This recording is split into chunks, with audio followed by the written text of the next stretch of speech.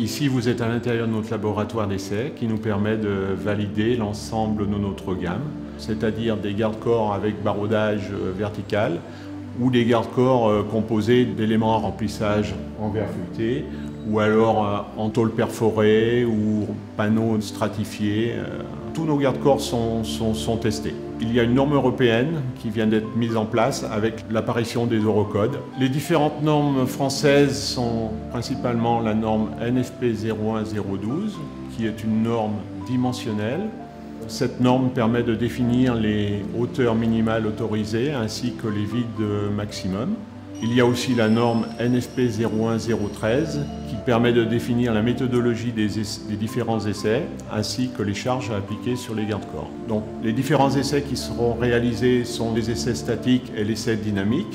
Les essais statiques ont pour but de tester la résistance de la structure du garde-corps, les mains courantes ainsi que les barreaux supports ou les fixations latérales.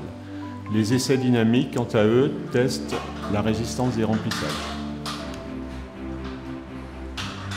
La première étape d'un essai statique consiste à faire une mise à zéro. Une mise à zéro est faite sous la charge d'exploitation du garde-corps. La charge d'exploitation va être calculée par rapport à l'anthrax maximum entre les barreaux supports. La norme prévoit une charge d'exploitation de 60 décanewtons par mètre linéaire. Cette charge est appliquée pendant 3 minutes.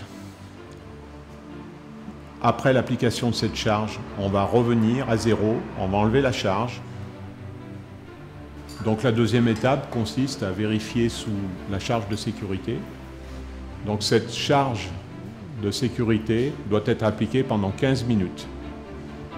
Après, on reviendra à zéro et nous comparerons par rapport à la mise à zéro les déformations résiduelles. Et là, nous avons une contrainte. Pour un garde-corps de hauteur 1 mètre, le garde-corps doit revenir à sa position initiale à 8 mm près. Donc on enlève la charge, on va revenir à 0 décanewtons. L'essai dynamique est matérialisé par un sac de 50 kg qui va venir frapper le centre géométrique du remplissage, qui est en produit verrier ou en baroudage vertical. Cet essai dynamique va générer des déformations.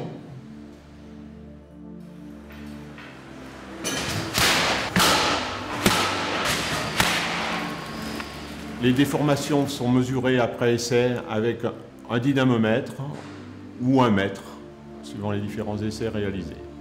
Après essai, nous allons vérifier la conformité de ce garde-corps.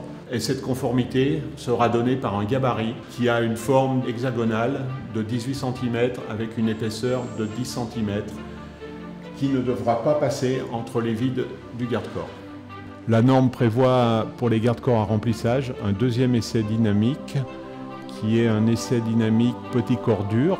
C'est une masse de 500 grammes qui va tomber en mouvement pendulaire d'une hauteur de 75 cm et qui va venir frapper le remplissage.